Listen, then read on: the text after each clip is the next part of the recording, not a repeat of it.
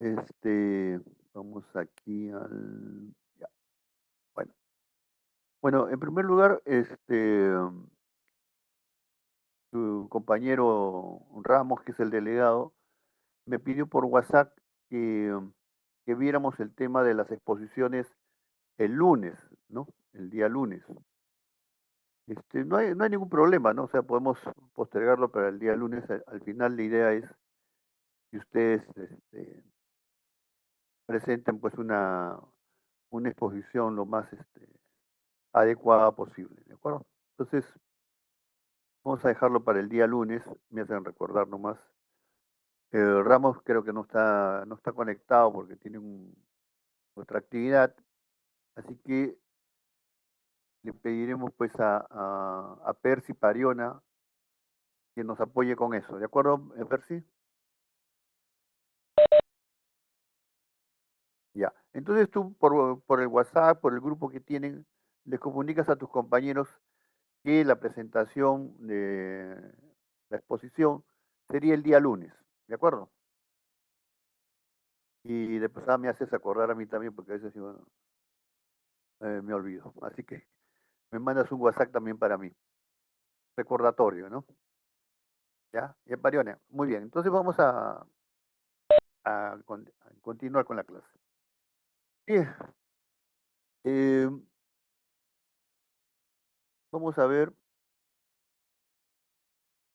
el tema de engranajes, pero previamente quería conversarles algo sobre el tema del informe, ¿no? Miren, eh, hace poco, hace unos días en realidad, conversé con un compañero y él me decía, ¿no? Los egresados presentan unos informes muy tediosos, ¿no? O sea, en la empresa que él trabaja, muy, muy extensos, ¿no? Entonces, quería hacerles hincapié en lo siguiente. Nosotros tenemos un informe, y en este caso es el informe del trabajo que estamos presentando, el trabajo monográfico, ¿no? Y entonces es un informe, generalmente es un informe extenso, ¿no? Y ese informe extenso podría ser miles de páginas. Ustedes a veces ven en el noticiero, ¿no? Que a veces el fiscal estaba presentando un expediente de la acusación de un delincuente o un presunto delincuente, y entonces presenta un informe de miles de páginas, ¿no? Pues el informe en general puede ser muy extenso, o puede ser también muy breve, ¿no? Dependiendo del tema, dependiendo del desarrollo de ese trabajo, ¿no? Generalmente tenemos que tener en cuenta que debe tener claramente identificado qué entidad lo está haciendo. En este caso hablamos de la universidad, de la dirección de escuela, del autor, el nombre del, del autor del trabajo, de la asignatura, ¿no? Tiene que estar adecuadamente referido, ¿no? Y entonces, básicamente nosotros hacemos esto, ¿no? Hacemos el título, el autor, el astra, la introducción, ¿no? Y básicamente tenemos el desarrollo, los resultados y las referencias con sus anexos, ¿no? Lo que he observado en los anexos, por ejemplo, es que a veces ponen anexos que no son útiles, ¿no? Algunos no tienen nada que ver con el tema que se está desarrollando. Por ejemplo, algunos, por ejemplo, ponen información sobre la huella de carbono, por ejemplo, ¿no? Entonces, hacen un trabajo y como tienen información sobre la huella de carbono, lo ponen en el anexo. Eso no tiene ningún sentido, ¿de acuerdo? Entonces se pone en el anexo, se debe poner solamente aquella información que sea útil, ¿no? Y que se haya empleado en el trabajo y que le pueda servir al lector para una mejor comprensión de lo que se está presentando, ¿no? Entonces, eso es las condiciones que debe cumplir el, el documento o la información que se ponga en el anexo. Entonces, a veces el estudiante pone una imagen, el anexo pone una imagen, por ejemplo, eh, de un rodamiento, por ejemplo, un rodamiento. Pero realmente digamos, no nos da mucha información adicional porque, digamos, en la asignatura ya hemos visto ese tema de los rodamientos. Se supone que los que estamos leyendo el trabajo conocemos sobre ese tema y no necesitamos una ayuda con respecto al rodamiento, salvo que sea un rodamiento especial, un rodamiento no común, ¿no? Entonces, en ese caso, sí es conveniente colocarlo. Bueno, ¿no? Ahora, que sea no común y que sea, esté incluido o vinculado al tema que estamos desarrollando, porque alguien podría colocar un rodamiento novedoso o de última generación, pero no tiene nada que ver con nuestro tema, no tendría sentido ponerlo en el anexo. ¿De acuerdo? Entonces, con respecto a los anexos, hay que tener cuidado con eso.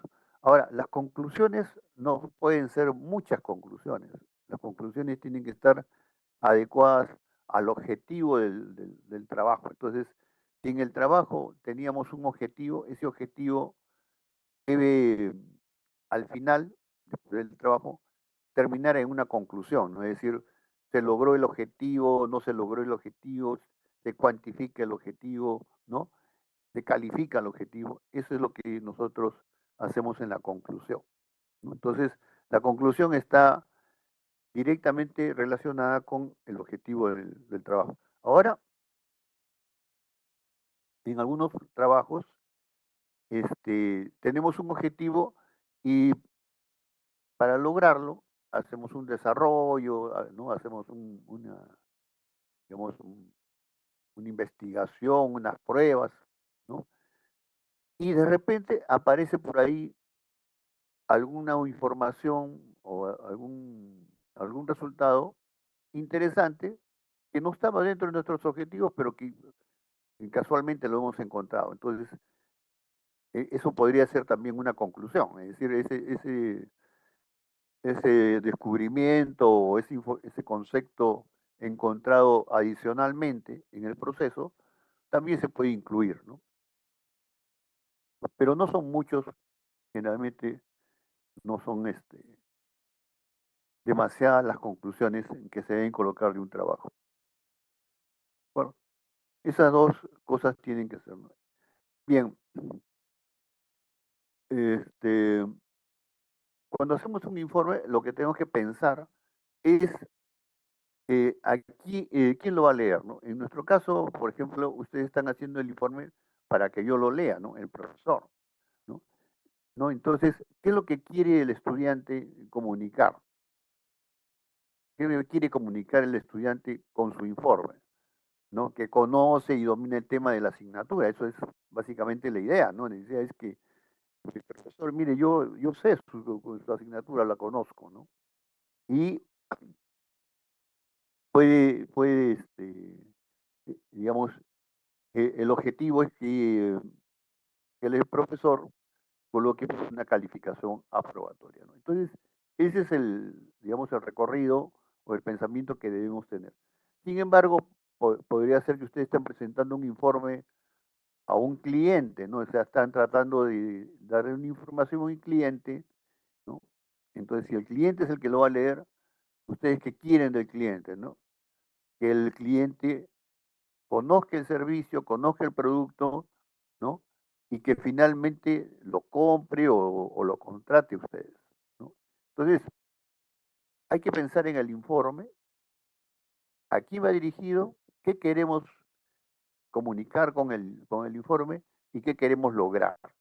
Eso es lo que debemos tener en cuenta, ¿no? En muchos casos tenemos que presentar un informe, y eso es lo que me comentaba el amigo que les digo, a un gerente, ¿no? A un jefe, a un supervisor, nos tenemos que informarle. Entonces, nosotros le informamos al gerente para que el gerente tenga una información de la situación y pueda tomar una decisión. Eso es lo que tenemos que pensar en el informe, ¿no? Entonces, no se pierdan de vista, ¿no? Por supuesto, eh, en este caso que estamos pidiendo el informe del trabajo monográfico, está orientado pues a que ustedes obtengan una buena calificación. Entonces, ¿qué tienen que demostrar? Que han realizado el trabajo y que saben hacerlo. Esa es la idea. Bien, entonces, eh, bueno, está muy grande esto, ¿no? Bueno, en general, la idea es que sean los informes breves y claros. La persona que lo va a leer, ya soy yo, por ejemplo, no quiero leer un documento muy extenso, ¿no? 1000 páginas por estudiante, imagínense. No termino de leerlos y se termina el ciclo. Por lo tanto, no podemos hacer muy extenso. Debe ser breve y debe ser claro, no debe ser confuso, no debe estar, digamos, como escaramuzas digamos, en el texto, ¿no? No debe haber eso, ¿no? Eso es lo que hay que tener en cuenta, ¿no? Entonces, en el caso de la monografía del curso, es demostrar que tienen conocimiento del tema y la asignatura, ¿no? Y que han realizado la tarea. El informe técnico, el informe ejecutivo, es un informe breve, no debe exceder de las 10 páginas, de acuerdo a los expertos. La idea es que no se excedan de las 10 páginas en un informe ejecutivo, ¿no? Eh, Generalmente va dirigido a la gerencia, a una jefatura, ¿no? Es un informe que nosotros estamos elevando a una dirección. ¿Cuál es el objetivo? Generalmente es informar de una situación eventualmente problemática o de varios problemas, ¿no? Y se trata de proponer una acción. Eh, en la propuesta se deben manejar 2 o 3 alternativas de solución y finalmente, con una evaluación, uno trata de recomendar la mejor alternativa, ¿no? Ponemos qué parámetros somos los que queremos utilizar para elegir la alternativa y la elegimos. Lo que hay que tener en cuenta es que este informe ejecutivo, este informe técnico ejecutivo, se elabora después de haber hecho un informe general. Es decir, miren, no se atrevan a hacer un informe ejecutivo, resumen, con una propuesta de solución, sin haber concluido su trabajo de su informe general, ¿no? Es decir, uno tiene que tener claro el trabajo realizado, el análisis de la situación, las posibles soluciones, cuáles son sus ventajas, desventajas, ¿no? Y eso tiene que, digamos, transcribirlo en un informe general. Y entonces, como el informe general generalmente es extenso, el informe general es extenso, en este caso uno hace un informe ejecutivo que es un resumen, ¿no? Un resumen donde plantea la situación, las alternativas de solución y cuál es la mejor opción, ¿no? Pero si el directivo, digamos, se interesa en su propuesta, ¿no? Él puede pedir el informe general, es decir, ¿en qué te basas, no? ¿Cuál es tu estudio que has realizado? Le pide el documento general y puede ser que lo revise él o lo encargue a un tercero, de una otra opinión, de repente otro ingeniero, ¿no? O a otra empresa en la cual le dice, bueno, mira, tengo este informe, quiero que me digas si es válido o no. Y entonces ustedes tienen que presentar el informe general, ¿no? Entonces, por eso le digo, no envíen el informe ejecutivo, no se elabore el informe ejecutivo si es que no tienen concluido su informe general, porque le podrían pedir, ¿no? El directivo podría pedirle para revisarlo él o encargar a otra persona que lo revise. Le pide, ¿dónde está tu informe general? Donde está todo el sustento de lo que tú has propuesto, ¿no? Eso hay que tener claro, ¿no? Bien, entonces vamos a ver el trabajo sobre los engranajes. Voy a utilizar esta,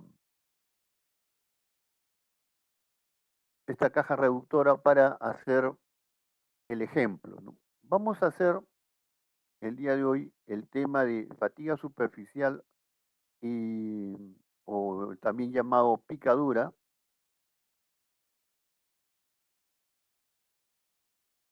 ¿No? El criterio de falla que se va a considerar es la fatiga superficial o picadura, ¿no? Y seguimos trabajando con engranajes cilíndricos de dientes rectos. ¿Ya? Hay que tener en cuenta esto, que después vamos a repetir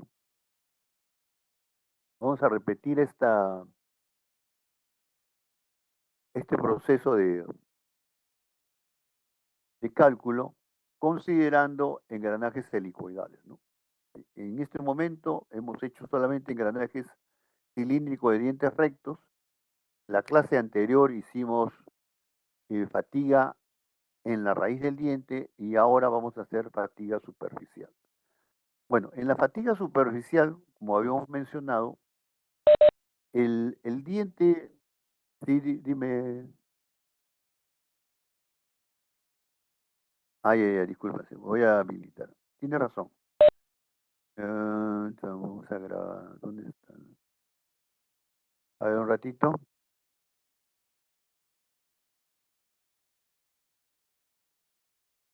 Muy bien, entonces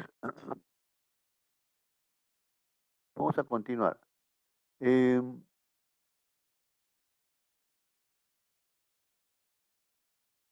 Como le decía, vamos a compartir aquí y estamos viendo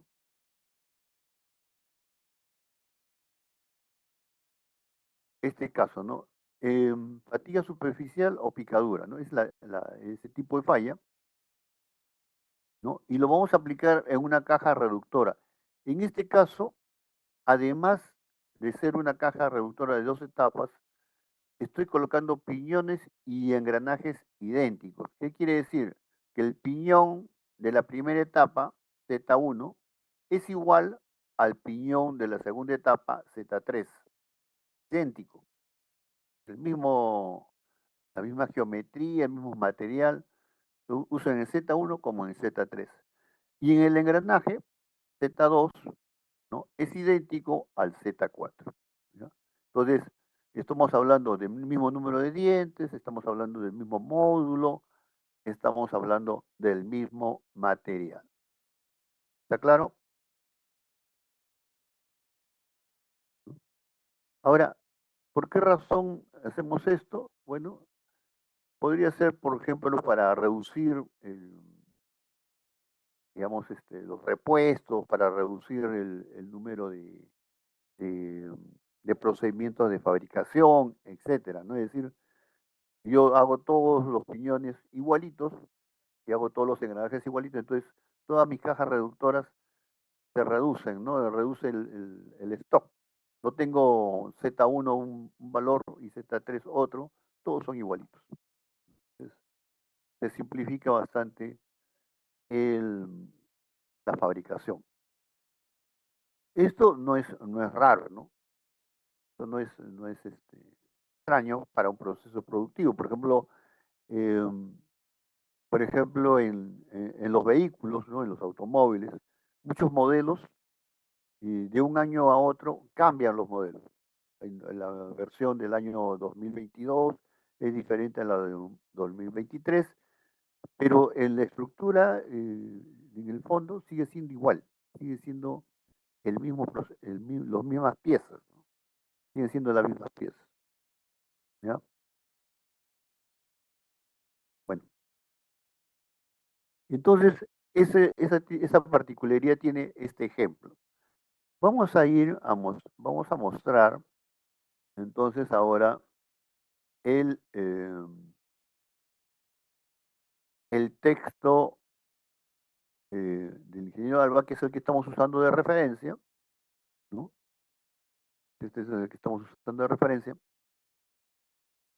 Y vemos acá, vamos a indicar en qué página,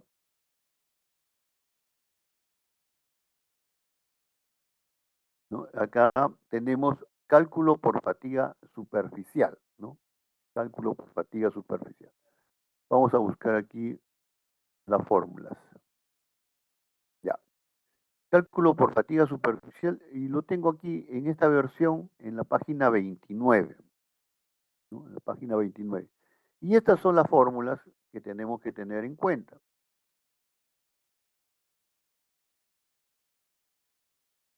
¿no? Aquí hay una raíz cuadrada que no se ve, ¿no?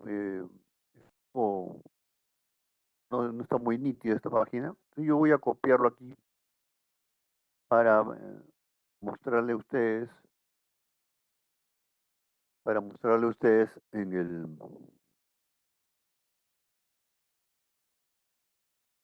el Paint, ¿no?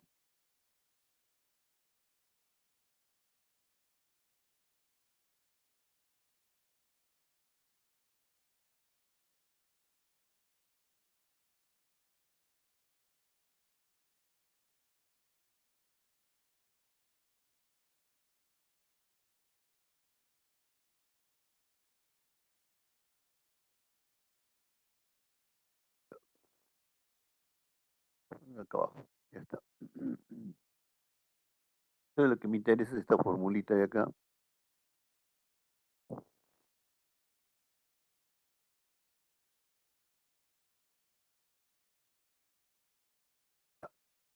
Muy bien, entonces,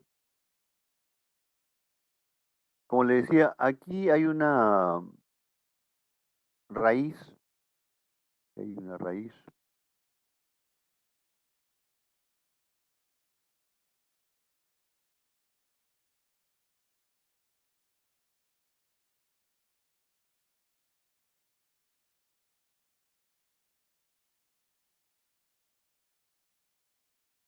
¿no? Este es el esfuerzo de contacto en la superficie del diente, ¿no? Esa es la fórmula que vamos a emplear. Esta fórmula es la que voy a emplear aquí, ¿no?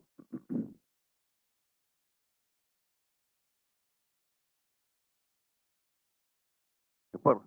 Entonces, eh, a mí me interesa la carga tangencial, como les había dicho, y entonces vamos a pedirle a algún estudiante, todos lo deben hacer, pero vamos a pedir a algún estudiante que lo comparta después, cómo es que lo ha eh, presentado o resuelto. Entonces, venimos acá y ponemos esta formulita.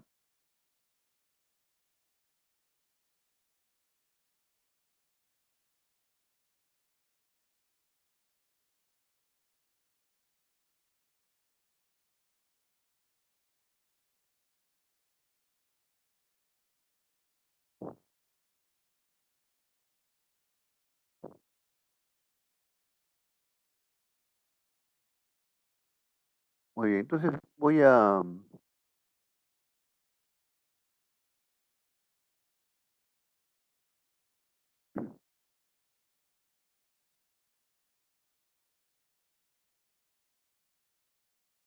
escribir esta fórmula acá. Me he copiado para poder escribirla correctamente, ¿no? Entonces yo tengo el esfuerzo de contacto igual a el coeficiente elástico de los materiales, ¿no? El coeficiente elástico de los materiales, y después tengo acá una raíz cuadrada y tengo carga tangencial por todos los coeficientes, en lugar de usar K, ahora uso C, ¿no? Solamente para distinguirlo. El CO vendría a ser el KO, que es el factor de sobrecarga. El CS viene a ser el KS, que vendría a ser el factor de tamaño. El CM es el KM, que viene a ser el factor de distribución de carga. El CF es el acabado superficial, ¿no? que en la otra fórmula, en la fórmula sobre, digamos, este,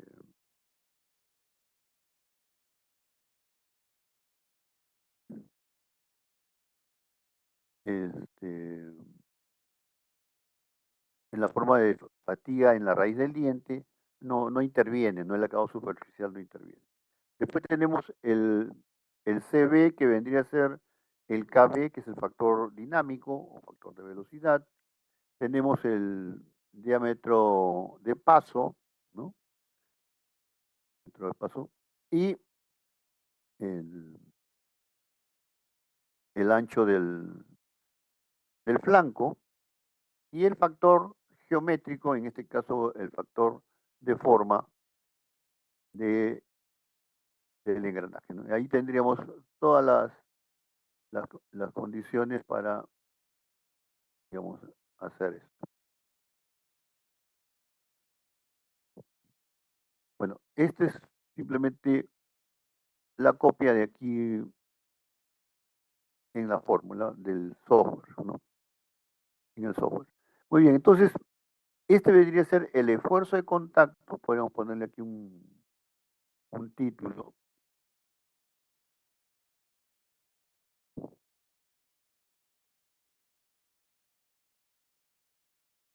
Podemos ponerle acá un título. ¿Esto qué cosa es? Viene a ser el esfuerzo de contacto en la superficie del diente.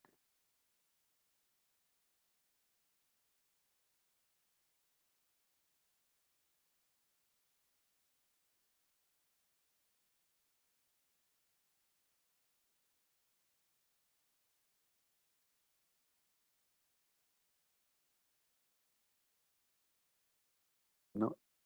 Este viene a ser el esfuerzo de contacto en la superficie del diente. Ahora, este esfuerzo lo comparamos, como vemos aquí, como vemos acá, con este esfuerzo de acá, ¿no? Es con el esfuerzo admisible, con el esfuerzo admisible del material del diente, ¿no? Muy bien. Entonces, este, este esfuerzo admisible es el que tengo que tener en cuenta, ¿no? Este de aquí. Este esfuerzo admisible es el que se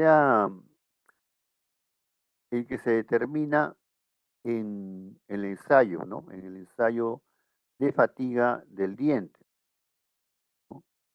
De acá viene a ser,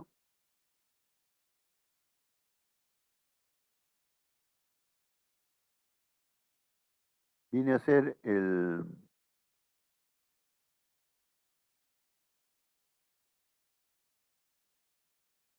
valor del ensayo que se ha obtenido, el ensayo de fatiga que se ha obtenido en el diente, ¿no? En este caso por esfuerzo de contacto, ¿no? Entonces, este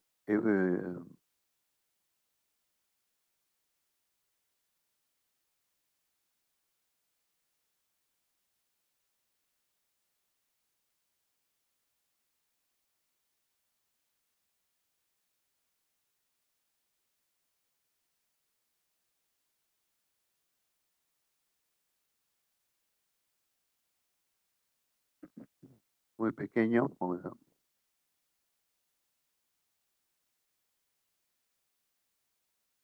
¿no? Bueno, entonces, como le decía, este esfuerzo de contacto, este de aquí, está corregido, ¿no? Está corregido por eh, cuatro factores, ¿no? El primero es CL, que vendría a ser el KL, el factor de vida. Entonces, si el número de ciclos es mayor que 10 a la 7, entonces, o mayor o menor que 10 a la 7, entonces este valor es diferente a 1, ¿no? Luego tengo un factor de relación de dureza, ¿no? CH. Luego tengo un factor de temperatura que vendría a ser como el KT, ¿no? Que si no es la temperatura ambiente, entonces yo tengo que usar un factor de corrección. Y finalmente, CR, que viene a ser como el KR, viene a ser el factor de confiabilidad. Bueno, entonces hay que tener presente estos cuatro factores, ¿no? Yo tengo que tener estos cuatro factores. ¿De dónde saco esto? Vamos a verlo, ¿no? El esfuerzo admisible, este esfuerzo admisible de contacto, ¿no? Este esfuerzo admisible de contacto lo tomo de la tabla 16, ¿no?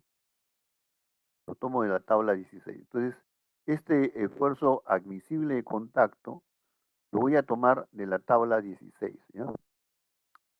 Tabla 16. Entonces, en este caso, por ejemplo, yo he usado para 300 Brinel, la dureza de 300 Brinel, un engranaje de acero, tratado térmicamente, endurecido, este, con una dureza de 300 Brinel, ¿no? La tabla 16, y eso es lo que deben tener en cuenta acá, la tabla 16 es la que voy a utilizar. Miren, ¿cuál es el error que usualmente ocurre en las pruebas? Es que el estudiante, en lugar de tomar la tabla 16, toma la 15 y se equivoca, ¿no? Eso suele ocurrir. Entonces, acá hay que tener en cuenta que estamos usando la tabla 16, ¿no? Estamos usando la tabla 16 para esta fatiga, esta resistencia a la fatiga en la superficie. Muy bien, entonces aquí yo puedo decir, bueno, para el piñón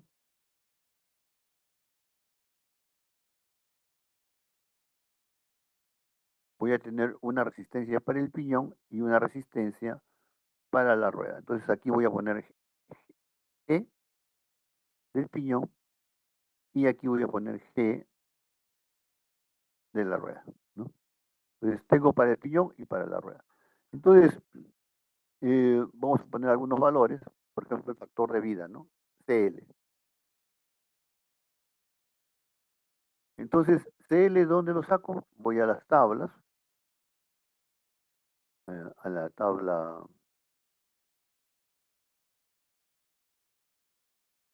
a la gráfica, ¿no? Vamos a buscar la gráfica 25, si no me equivoco. Vamos acá, ¿ya? La gráfica 25, ¿no? Estoy aquí. Y esta es la que voy a utilizar ahora para determinar el factor, ¿no? Hay unas fórmulas acá que se pueden utilizar para hallar el valor, ¿no? Vamos a copiar también esto.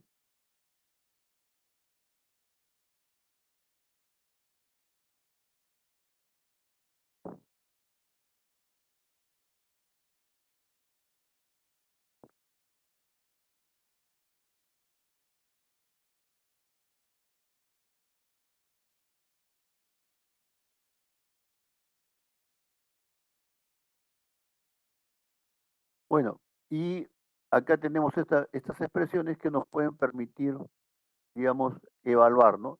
Esta línea, observen ustedes, esta recta es dependiente negativa y el CL, vamos a ponerlo aquí un poco más grande,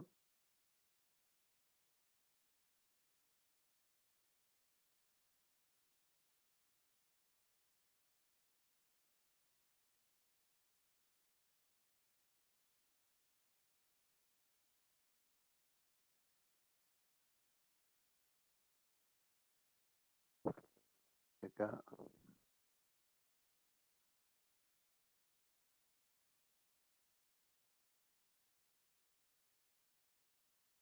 bueno, CL aquí es igual de esta línea, vamos a hacerlo, a escribirlo, 2.466 por N, podríamos poner NC, número de ciclos, eh, elevado, elevado es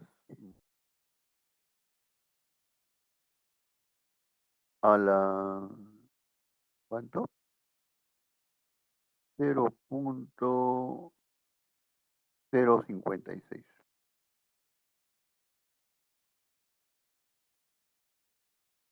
Esa es esta fórmula acá, ¿no? 0,56. Muy bien, entonces yo puedo usar esta expresión, ¿no? Para esta línea, ¿no? Esta línea de aquí.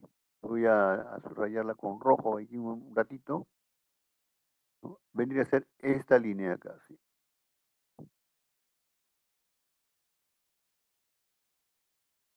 Aquí. Esta línea viene a ser esta, ¿de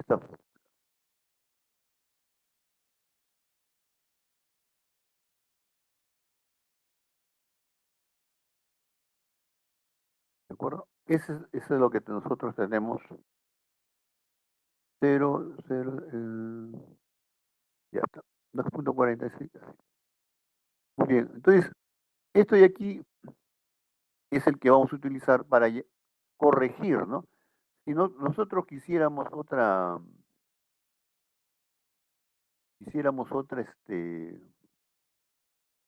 duración que no sea 10 a la 7, esta de acá, yo quisiera otra duración que no sea 10 a la 7, entonces puedo utilizar la fórmula para encontrar el valor, ¿no? Normalmente trabajamos con este de aquí.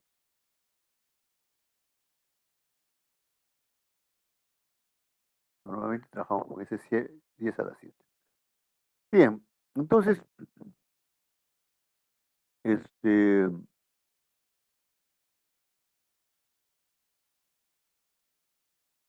vamos a tener esto.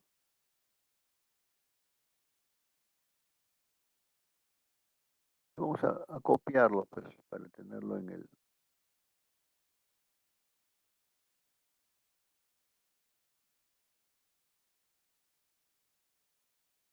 Voy a pegarlo acá.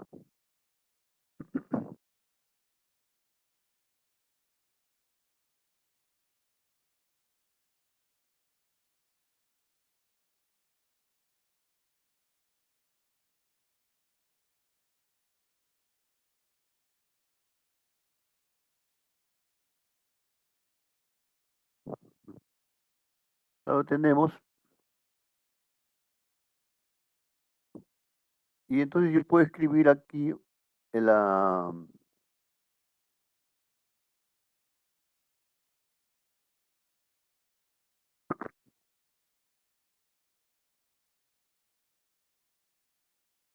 puedo escribir acá esta expresión de CL, ¿no? CL, el coeficiente de vida, o de número de ciclos, coeficiente de número de ciclos, igual a esta expresión 2,466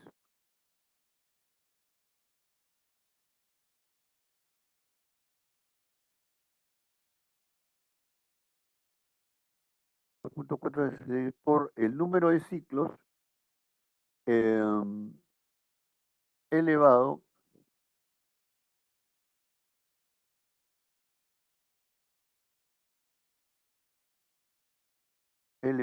a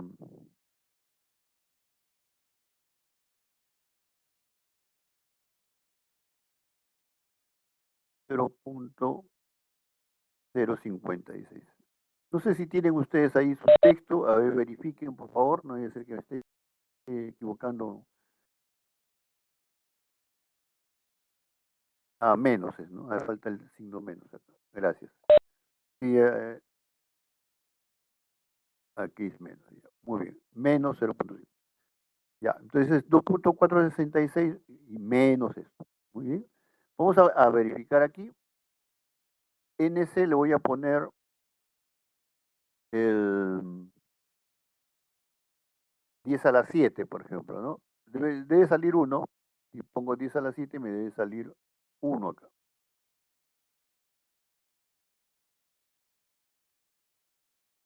Acá igual 1. Ahí estamos. Entonces, ¿no? Y eso nos va a servir para usar para diferentes valores, ¿no? O sea, si por ejemplo yo quiero el número de ciclos sea pues 1 millón de vueltas o 1 millón de impactos, 10 a la 6, ¿no? Podría utilizar esta fórmula. Entonces va a ser por aquí ahora, ¿no? Va a bajar. ¿De acuerdo? Entonces, ya con eso podemos nosotros ir corrigiendo este valor de el esfuerzo admisible, ¿no? Recuerden que el valor de la tabla es para 10 a la 7 ciclos, ¿no? Bien. Y entonces, así podemos ir viendo cada uno de estos parámetros, ¿no? Vamos a buscar CH para que ustedes vean esta, este coeficiente que depende de la dureza. Ingeniero, ingeniero, Y, una consulta. y dime, Abraham. Ah, ya, o sea, en el libro también te indica que se puede usar la tabla 22 para el factor de vida. O sea, pero ¿en qué caso sería eso? Ya. Mire, es preferible no usar la tabla 22. Vamos a Ok, mirar la tabla 22 de una vez, pero yo les digo que es preferible no usar la tabla 22. Vamos a buscar la tabla 22 aquí. 16 y la tabla 22. Recuerden que esta información que estamos revisando, que está en el texto del ingeniero Alba, también la pueden encontrar en el libro de Chigle, porque la fuente es un informe de ACMA, ¿no? ACMA publica un procedimiento. Lo que pasa es que ese procedimiento, uno que digamos, el adquirir, digamos, esta información, ACMA lo vende, ¿no? ACMA vende su información y indica, digamos, eh, estos procedimientos, ¿no? Y hay varios procedimientos alternativos, ¿no? Entonces, en algunos casos presenta esta gráfica y en otros casos presenta, digamos, esta gráfica que es más completa.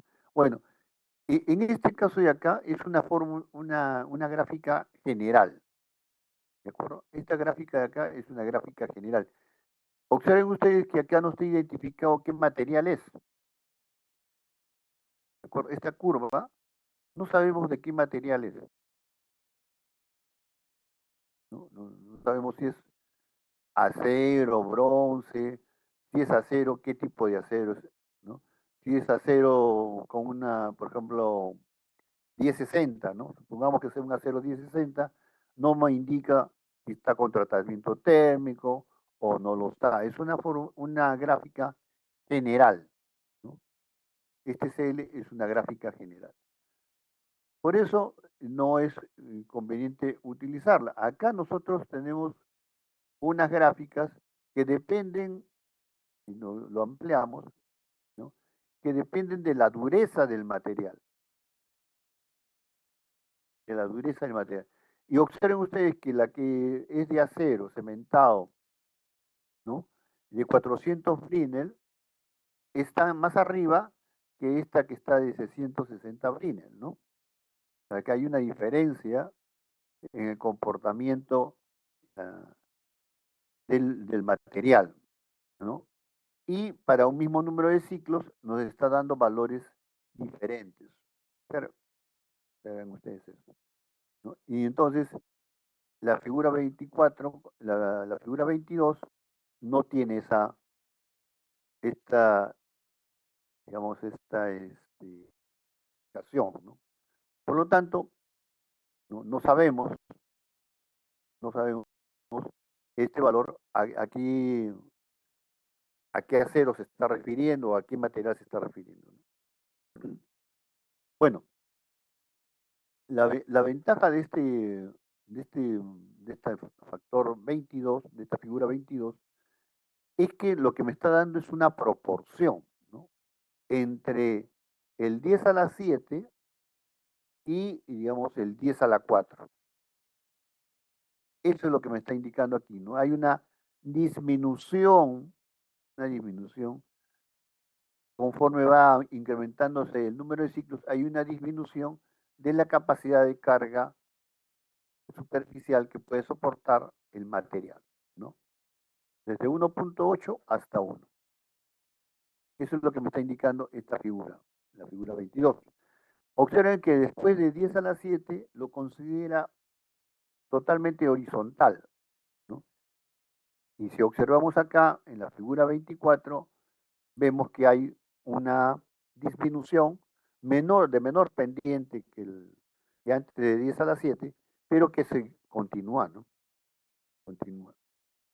Bien, entonces, en nuestro caso, para nuestro curso, ¿no?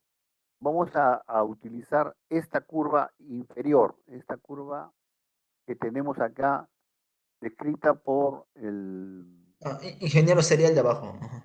sí, esta de acá, ¿no? Esta de aquí, vamos a usar esta curva como la referencia, ¿no? Esta línea de aquí es la que vamos a utilizar, que es la que tiene esta fórmula, ¿no? 2.466 n elevado a la menos 0.056, ¿no? ¿Correcto? Es el que vamos a usar, ¿ya? Eh,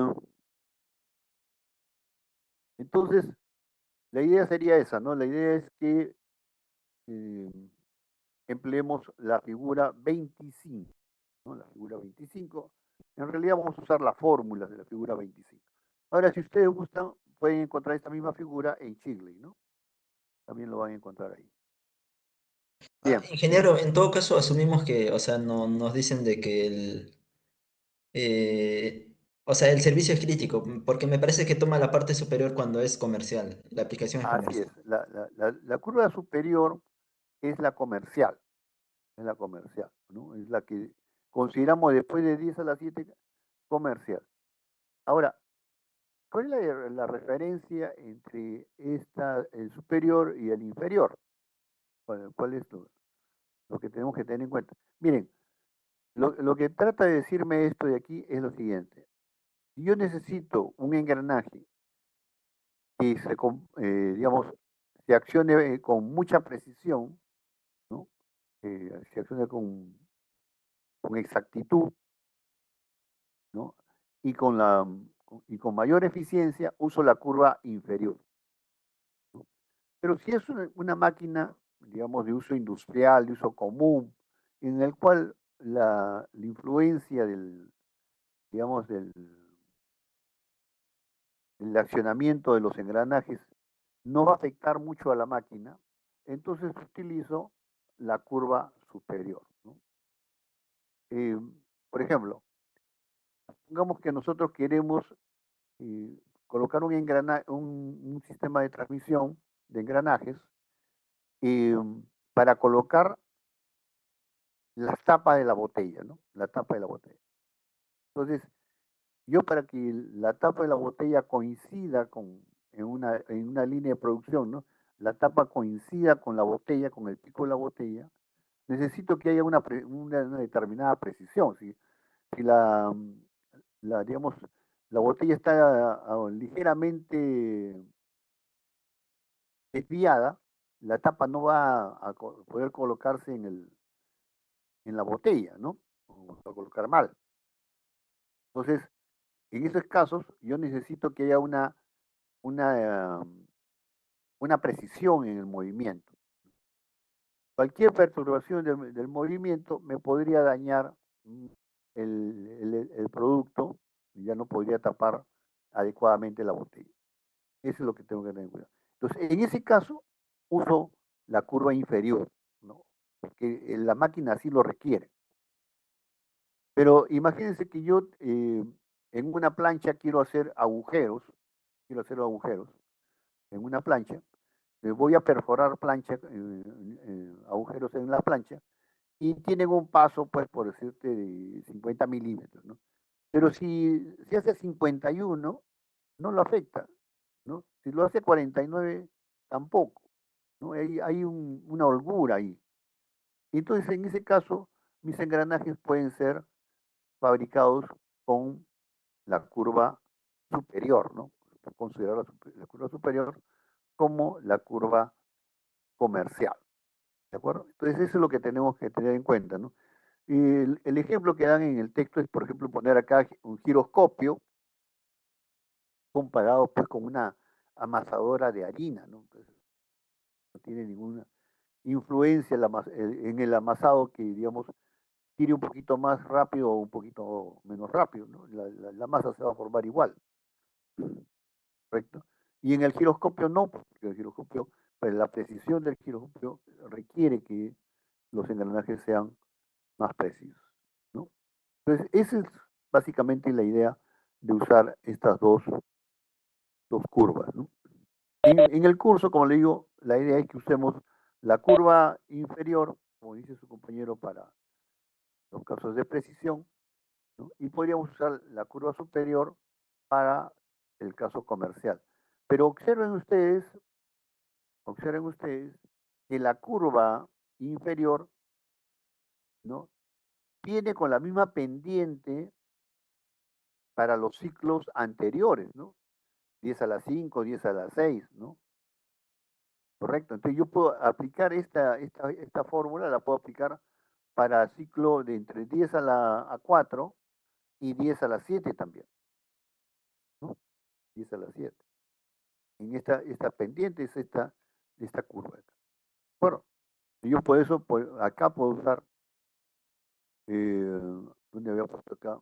NC 10 a la 7, pero yo podría usarlo para 10 a la 4, ¿no? Le he dicho 10 a la 4, entonces pongo aquí 4 y todavía es válida la fórmula, ¿no? Pero el factor de vida es 1.47, ¿no?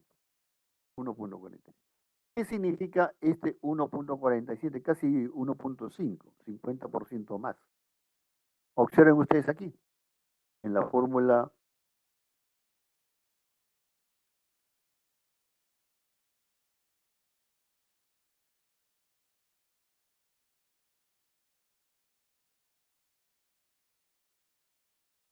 ¿no? ¿Qué efecto tiene este factor 1.47 aquí, en el esfuerzo de contacto que voy a tener en la superficie del diente, ¿no? ¿Qué cosa está haciendo sobre este esfuerzo? Admisible. Lo está incrementando en 50% prácticamente, ¿no? Es decir, si acá era 10, si acá era 10, en el ensayo yo conseguí 10, para este valor, 10 a la 4, yo voy a obtener, digamos, 15, ¿no? Casi 50% más, ¿no? Entonces, eso es lo que ustedes tienen que considerar acá, ¿no? Este factor, ¿qué es lo que está haciendo? Por eso es que si yo, por ejemplo, este mismo material ya no lo quiero para 10 a la 4, sino para 10 a la 8, por ejemplo, ¿no? Eh, Queremos para 10 a la 8.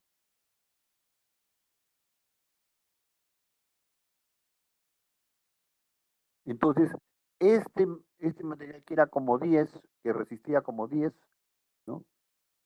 Para esta duración, yo lo puedo aplicar solamente el 80%, ¿no? Casi 87% de ese valor, para que el material, digamos, tenga la duración esperada, ¿no? Entonces, eso es lo que ustedes tienen que percatarse y observar, ¿no? Este, más, bueno, es importante, ¿no? Definitivamente que uno tenga el valor 0.879, ¿no? O tenga o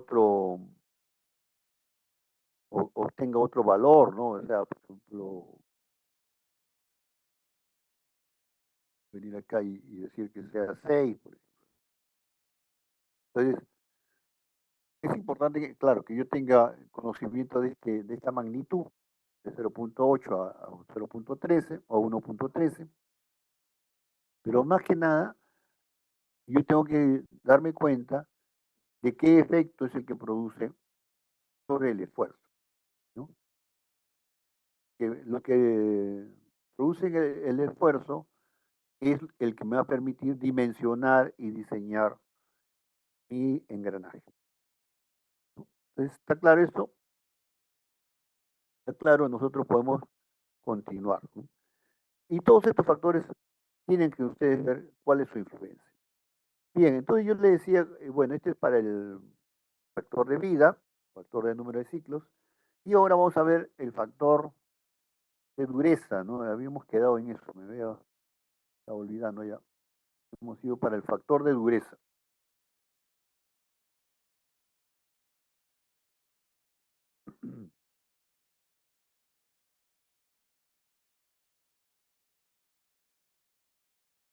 Entonces venimos acá y vamos a buscar el factor de dureza, ¿no? Acá la tabla 6, como decía, la recomendación de las durezas deseadas, ¿no? Relación de durezas.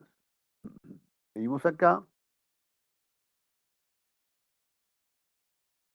y vamos a tener,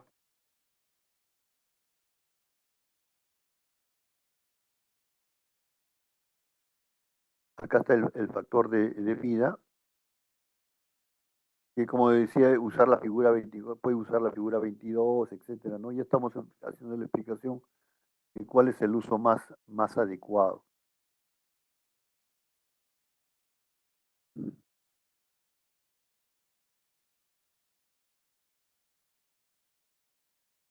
Y aquí tendríamos en esta misma página 35, en la página 35, el factor de relación de dureza.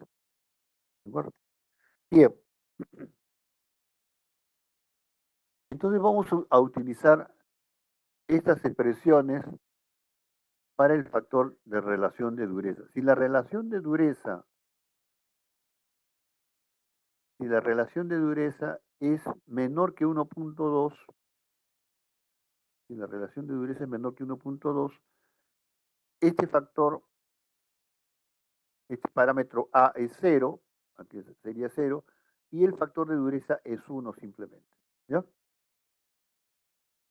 Bueno, entonces, si la relación entre la dureza del piñón y la dureza del engranaje es menor que 1.2, el factor de dureza es 1.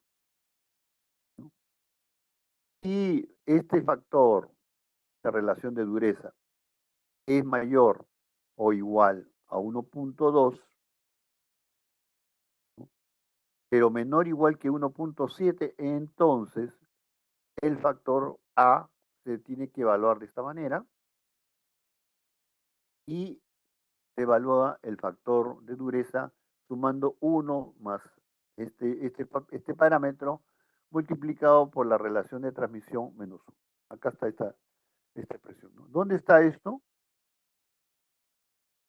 En la página 35. Entonces, miren, es conveniente que tengamos la fórmula, pero que sepamos cuándo se usa, ¿no? Es importante tener esta fórmula, pero también saber cuándo es que la vamos a poder emplear y cuándo no. ¿De acuerdo? Bien, entonces, dependiendo de la relación de dureza, yo tenía acá, por ejemplo, una relación de dureza entre piñón y rueda, ¿no? Allá, acá está.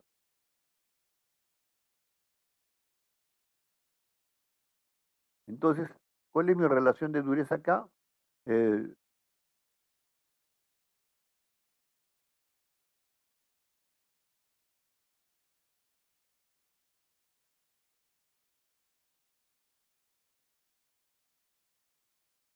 1.25. Esta es la relación de dureza que me ha salido. 1.25. Entonces yo vengo aquí y entonces está en este rango. Yo tengo que usar esta expresión. Tengo que usar esta expresión para calcular. ¿De acuerdo? Con ese valor, ¿cuánto sale A? ¿Alguien puede calcularlo, por favor? 1.25 es aquí.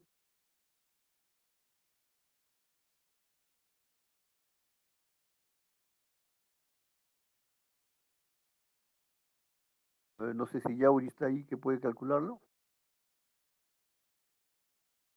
Sí, ingeniero normal, ahí lo calculo.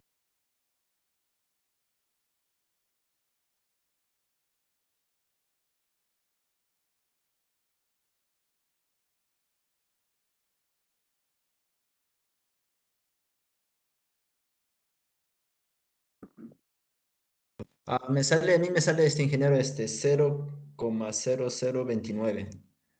¿Qué cosa? Ah, ¿o qué cosa Ah, te el sale? valor de A. Ya, el valor de A, ¿no?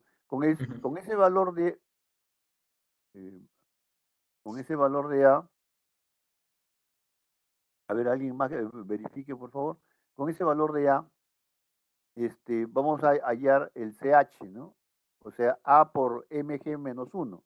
¿Cuánto vale ¿El MG mg? cuánto vale, ingeniero? La relación de transmisión. Acá está la relación de transmisión, lo tenemos acá. El mg vale 2.9. El mg vale 2.9. 2.9 sería. Sale aproximadamente 1,00559. O sea, Ya, uno casi, ¿no? claro, uno casi. Bueno, ya, entonces vemos que este factor CH es muy cercano a 1, ¿no? Bueno, ¿qué cosa es lo que representa este factor CH? Es lo importante. Miren, cuando ustedes hacen o mandan a hacer un trabajo de forja, ¿no? Y, y digamos, el operario, digamos, con su comba, con su martillo, empieza a golpear la pieza de acero que se produce sobre la superficie de esta pieza de acero, cuando empiezan a golpearlo encima. Bueno, uno dirá, "Bueno, se va a deformar, ¿no?" Pero antes de empezar, digamos, o de lograr una deformación notable, lo que observamos es que la dureza de la superficie se incrementa, ¿no? La dureza se incrementa. Por el golpeteo sobre el acero, la superficie del metal de esta pieza se va a endurecer. Bueno, y entonces estos señores de ACMA lo que plantean es que el diente del engranaje, el diente del engranaje, al recibir el impacto del piñón, el golpeteo del piñón, del diente del piñón, la superficie del diente del engranaje se va a endurecer. Y este factor, que es muy pequeño, pero que lo han considerado, y ellos consideran que incrementa la dureza del diente. ¿De acuerdo? Entonces, aquí hay dos cosas. El primero es que este factor CH solamente se aplica para el diente del engranaje, no se calcula o no se aplica el CH para el diente del piñón, ¿no? Entonces, acá lo voy a encontrar, lo que dice el texto, ¿no? Lo que dice el texto,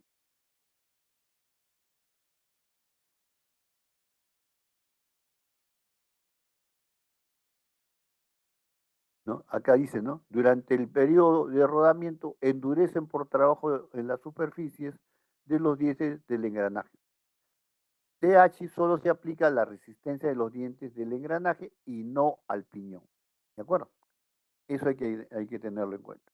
Y bueno, y cuando la diferencia de dureza es pequeña, en realidad pues no hay mayor efecto, ¿no? No hay una variación importante en eso. ¿De acuerdo? Entonces, para eso deben tener en cuenta este factor CH, ¿no? Entonces, tienen que utilizar la fórmula adecuadamente, como les decía, en algunos casos no, no influye este valor, ¿no? Y en el caso de los dientes en el piñón no se consideran este parámetro CH. Bueno, entonces, cuando vamos a aplicar esta expresión acá,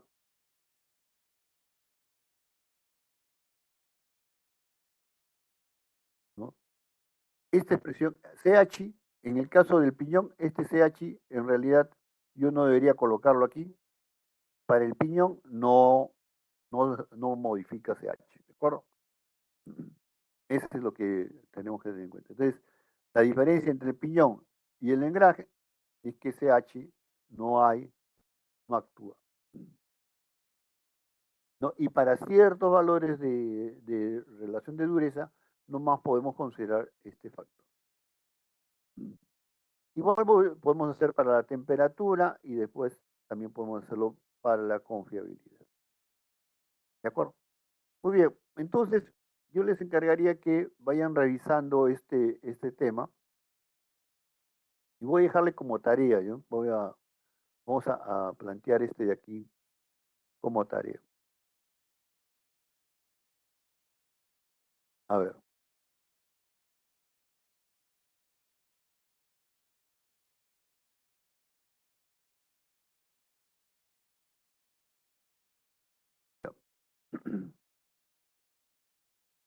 Bien, entonces miren, vamos a considerar este número de dientes.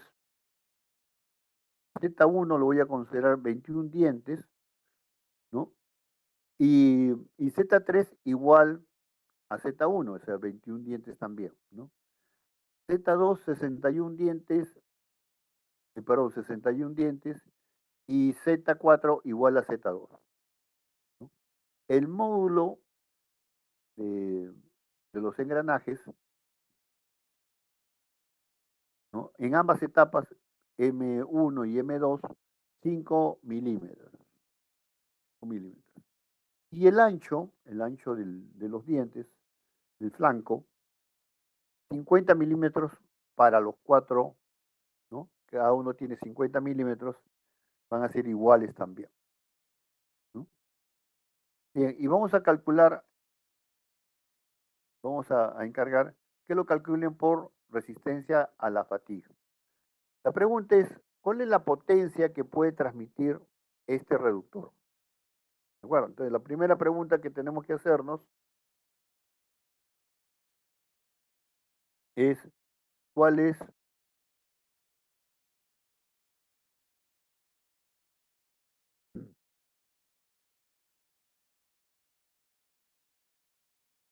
cuál es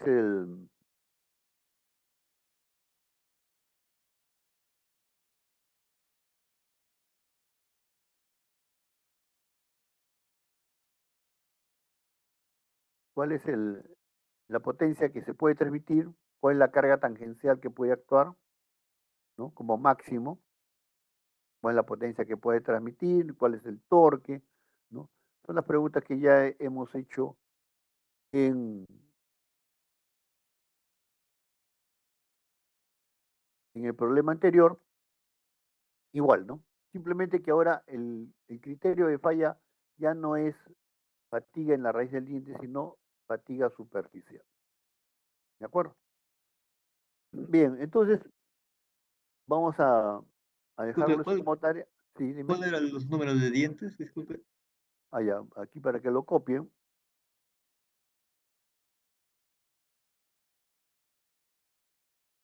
Ahí lo puedes ver. Con esos mismos datos, 21, Sí, 61. 21, 21 para Z1, Z3 igual también 21, Z2 61, Z4 también 61. Son idénticos, son idénticos. El módulo es 5, módulo normal 5, el ancho del flanco 50, el material, ya hemos visto el material por acá, ¿no? El piñón de 300 Brinell y la rueda de 240. Ahí estamos usando ya los valores de, acá me he equivocado, 830, y acá cuánto era, a ver, vamos a mirarlo. Tengo que ir a la tabla 16, observen ustedes.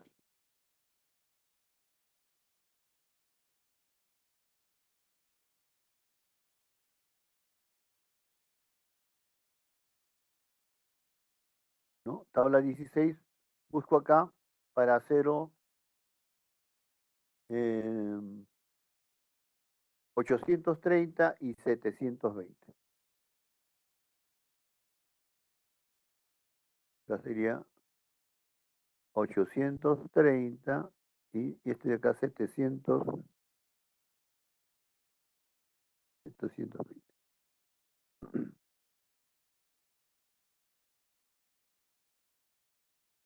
Bien, con esos datos ustedes traten de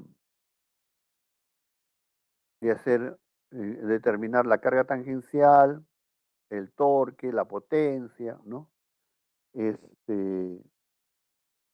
pasa si aumento la velocidad o bajo la velocidad de entrada? La otra pregunta era, ¿cómo hago para aumentar en 10% la potencia que puede transmitir la caja? ¿No? Eso sería lo que tendríamos que hacer, ¿no? Entonces, miren, el primer paso es que tengamos todas las fórmulas en un formulario y si es posible, pues ya en la calculadora, ¿no? Entonces, eh, ustedes ya pueden tener acá corregido, como he hecho yo aquí,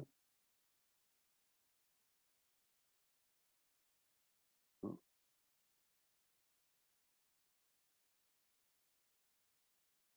Corregido los factores, ¿no? Por ejemplo, vemos aquí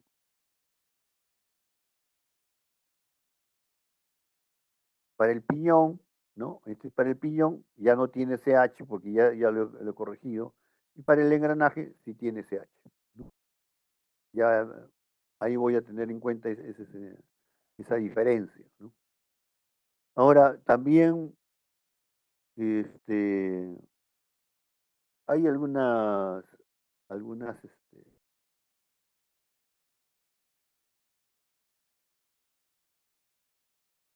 algunas calculadoras que me permiten, pues, me permiten tener estas opciones de selección, ¿no? De alternativas. Es decir, por ejemplo, si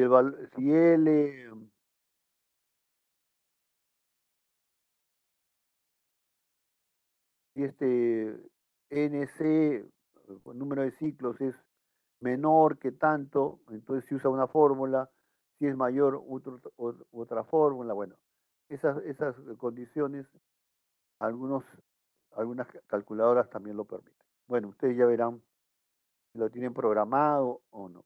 Pero la idea es que mm, en realidad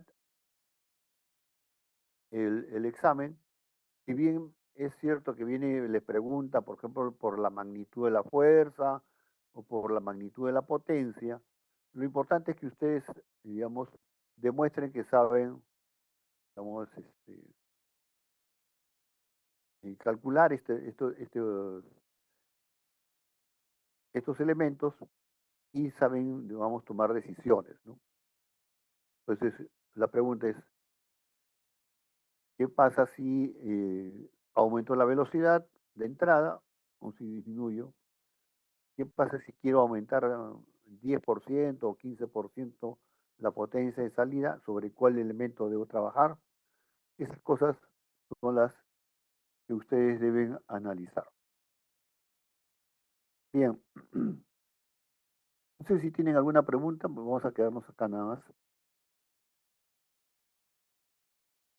¿Alguna duda, jóvenes?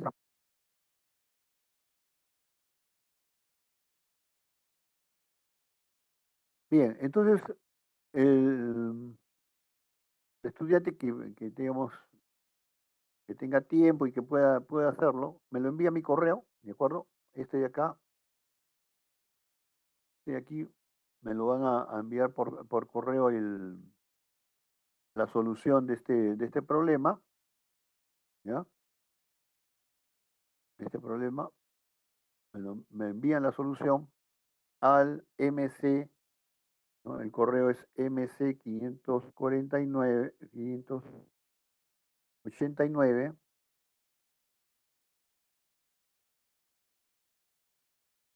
589, ¿no?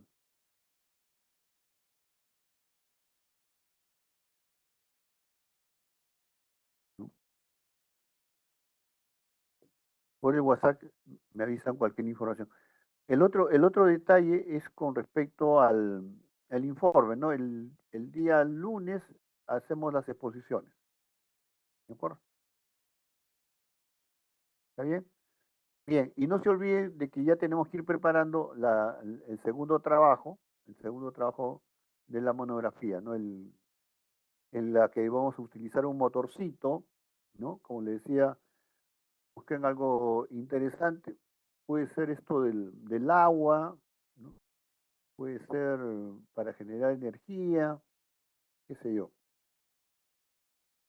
Muy bien, acá nos vamos a quedar jóvenes, muchas gracias.